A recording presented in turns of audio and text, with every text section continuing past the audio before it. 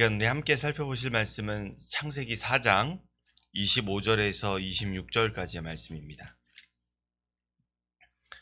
창세기 4장 25절에서 26절까지 두 절 말씀, 짧은 두 절이니 합독해서 읽도록 하겠습니다. 읽겠습니다.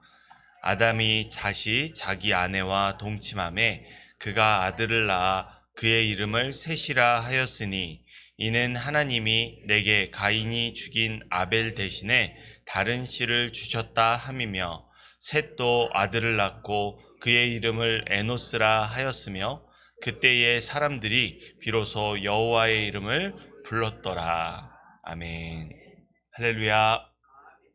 오늘도 진리의 말씀으로 인도하시는 하나님 앞에 기도로 하루를 여시는 모든 성도 여러분들 가운데 소망 가득한 새날을 주시는 하늘의 풍성한 은혜가 함께 하시기를 소원합니다. 오늘 이 본문의 말씀을 통해 내게 주신 그 이름을 찬양하는 삶이라는 제목으로 함께 은혜 받고 기도할 수 있기를 소원합니다. 인류 역사의 첫 번째 살인을 저지른 가인은 동생을 죽인 죄로 인해 하나님께 유랑자의 삶을 선고받았습니다. 그러나 하나님은 가인의 안전을 확보해 줄 수 있는 특별한 표를 부여하심으로 그를 인간의 복수로부터 보호하십니다. 바로 이 하나님께서 가인과 맺으신 약속으로 인해 만일 가인이 누군가에게 죽임을 당한다면 그 죽인 사람은 죽임의 7배에 해당하는 벌을 받게 될 것이 오늘 바로 본문 말씀 윗부분에 있는 하나님의 가인과 약속하신 바입니다. 분명 하나님은 자기 동생을 살인한 가인에게 과분한 은혜를 베푸셨습니다. 그런데 이 은혜를 힘입은 가인은 하나님의 말씀을 따르지 않습니다. 그는 땅을 유리하는 자의 삶을 살도록 선고받았지만 하나님께서 베푸신 은혜를 도리어 그의 기회로 삼아 견고한 성을 짓고 스스로를 보호하는 삶을 살기 시작합니다. 바로 이 하나님 앞에서 불순종하는 태도가 아담과 하와 이후에 다시 한번 가인에게서 반복된 후에 성경의 첫 번째 족보인 가인의 자손들이 나열됩니다. 그 족보는 동생을 죽인 가인으로 시작해 두 아내를 맞이하고 그의 조상 가인처럼 소년을 죽인 7대손 라멕에 이르게 됩니다. 참고로 이 라멕이 지은 성 이름이 에녹인데, 이는 오늘 본문에 등장하는 내일 본문에 등장하는 셋의 자손의 이름이자 저희 집 에녹이와는 무관한 이름입니다. 악인이 지은 전혀 무관한 성의 이름인데, 이름도 원래는 에녹이 아니라 히브리어로는 한옥입니다. 근데 이 에녹이라고 번역이 되어 있어가지고 오해하실 수 있는 부분이 있을 것 같아서 제가 말씀드리겠습니다. 하나님께서 동생의 피를 흘린 벌로 유랑자의 삶을 살게 하신 명령에 가인은 불순종했습니다. 그리고 그 결과 가인의 7대손 라멕의 족보 끝에 두 아내에게 자랑찬 조롱하기에 이르게 됩니다. 그 조롱은 하나님께서 가인을 위해 그를 죽이는 자를 7배에 해당하는 벌을 내리신다면 라멕 자신을 위해서는 77배의 벌을 내리실 것이라고 노래합니다. 이러한 하나님의 과분한 은혜를 도리어 조롱하는 라멕의 모습에서 하나님의 지시대로 유랑자로 살지 않고 견고한 성을 지은 가인의 속마음을, 그리고 살인을 서슴지 않는 무자비함과 잔인함으로 가득 찬 교만을 살펴볼 수 있습니다. 이렇게 가인에서 라멕에 이르는 7대에 이르는 족보가 하나 완성됩니다.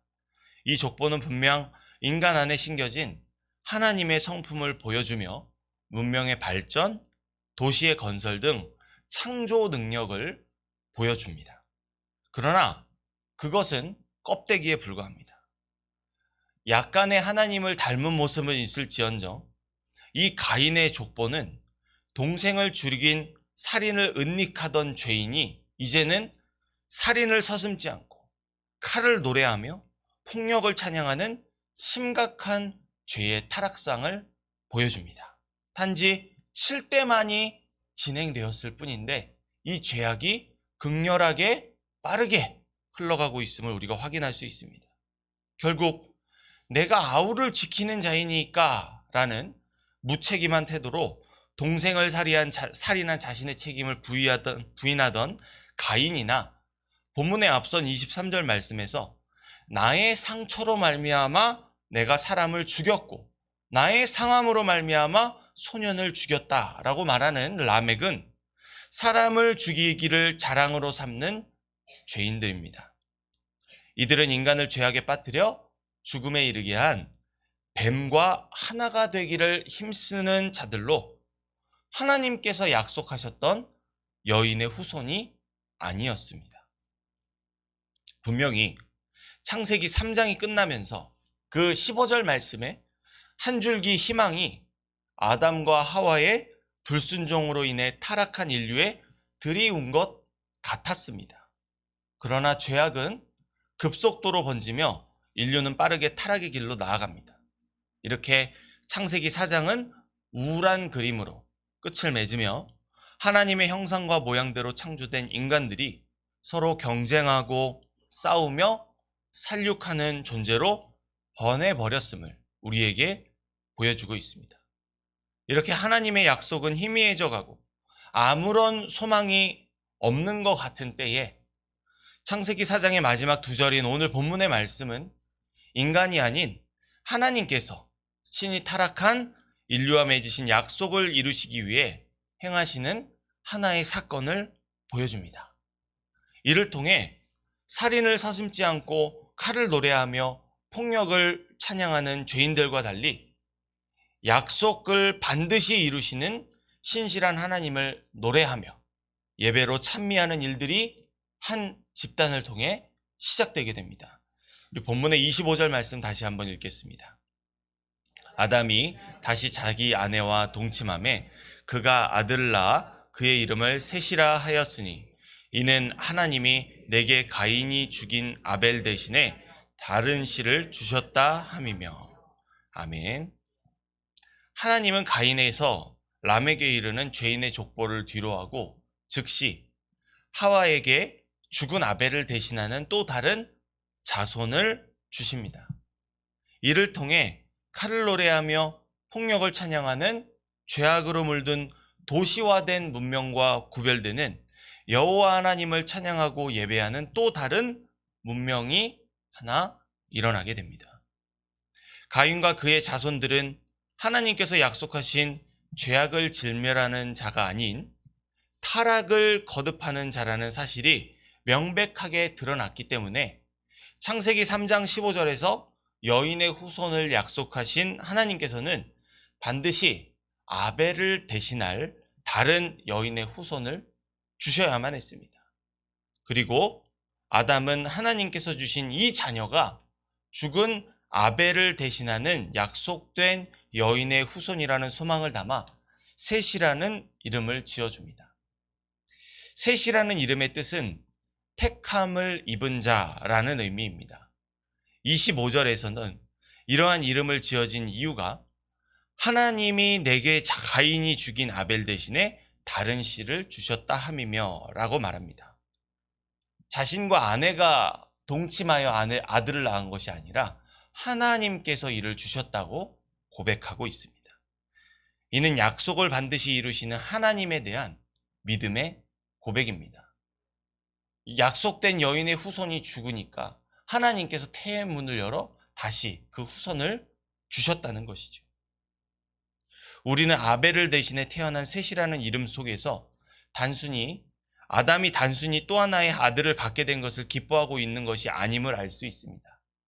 아담은 하나님의 약속이 성취되기를 대망하고 있으며 여인의 후손을 주시리라 약속하신 바를 신실하게 이루시는 하나님을 향해 찬양하고 있는 것입니다. 이처럼 하나님은 아벨을 대신해 셋을 주셨고 이 셋을 통해 아담과 하와는 가인의 후손들처럼 칼을 노래하고 폭력을 찬양하는 것이 아닌 신실하신 여호와 하나님을 찬양하기 시작합니다. 이렇게 하나님께서 주신 셋을 통해 약속을 반드시 이루시는 신실한 하나님을 경험하게 된 여인의 후손들은 스스로를 보호하기 위해 도시를 건설하고 살육하며 자신의 힘과 의지대로 살아가는 가인의 자손과 다릅니다. 이 여인의 후손들은 사람이 휘두르는 칼이 추풍 낙엽처럼 떨어져 죽을 수밖에 없는 연약한 인생이라는 한계 앞에서 비로소 하나님의 마음에 합한 행동을 하게 됩니다. 칼부림을 하니 칼부림을 하는 것이 아니라 진짜 하나님께서 원하시던 그 행동을 하게 이르게 됐는데, 우리 마지막으로 26절 말씀 함께 읽겠습니다. 셋도 아들을 낳고 그의 이름을 에노스라 하였으며 불렀더라. 아멘. 아벨을 대신해 태어난 셋도 결혼하여 자녀를 낳았는데 그 이름은 에노스입니다.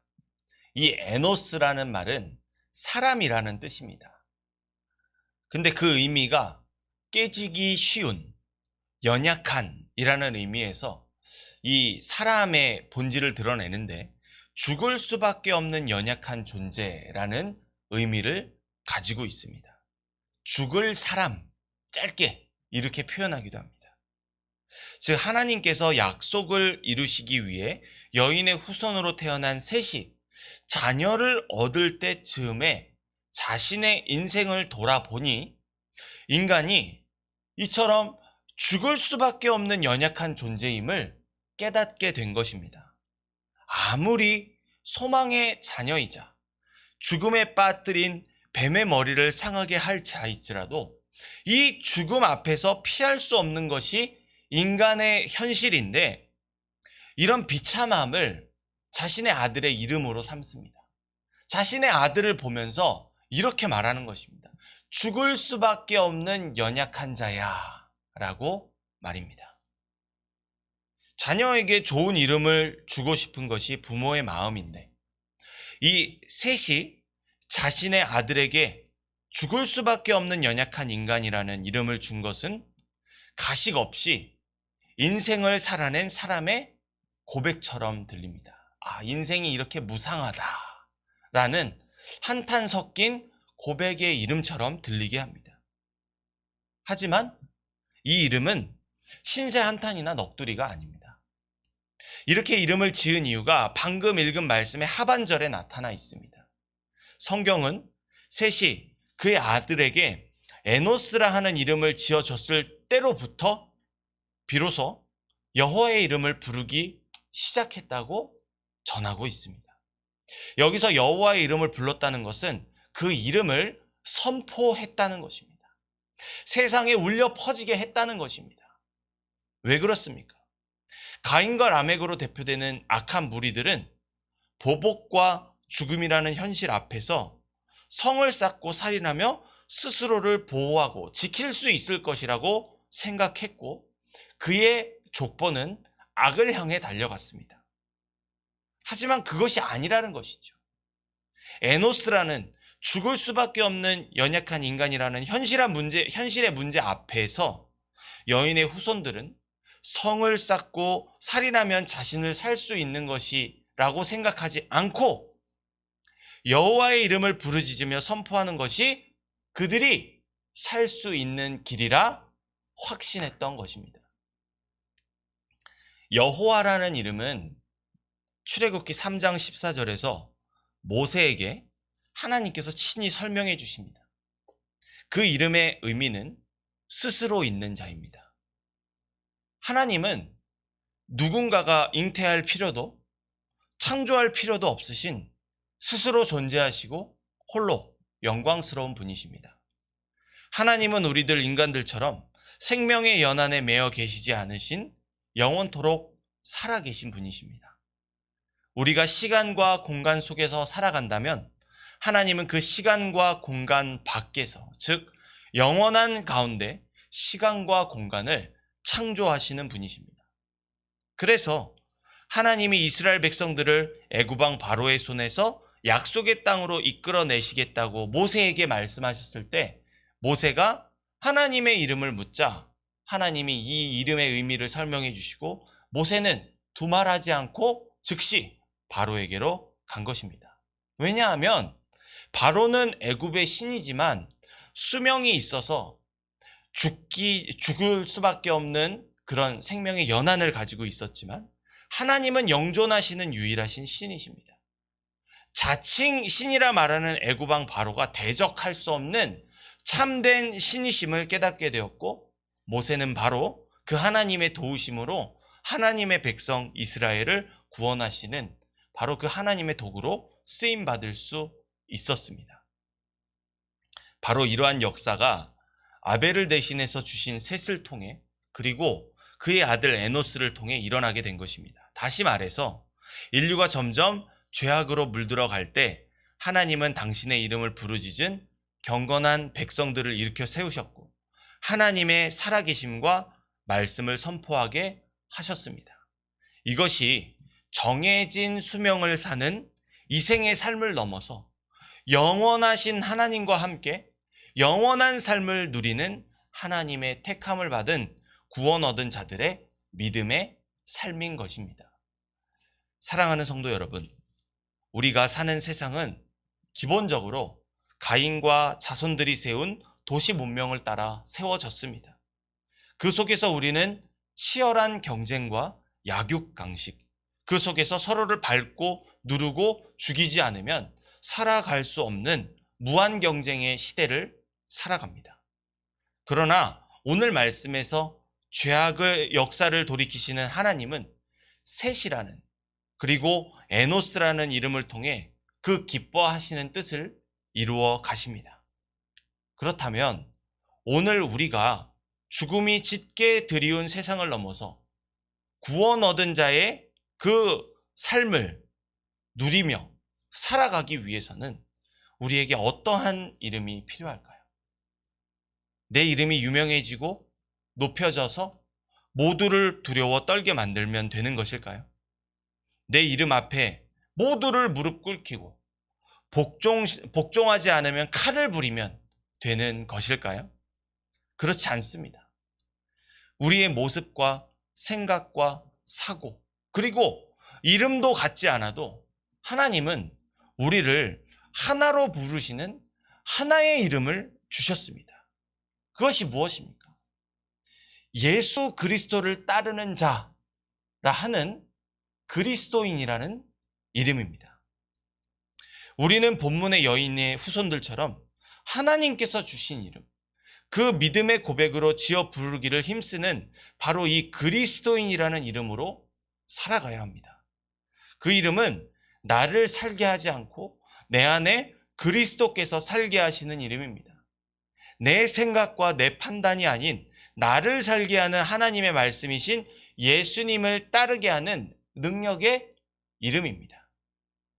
내게 주신 그리스도인이라는 이름에 영생하게 하는 능력이 있음을 믿으며 이 이름 주신 하나님께 감사하는 마음으로 오늘 주어진 하루를 살아갈 수 있기를 소원합니다.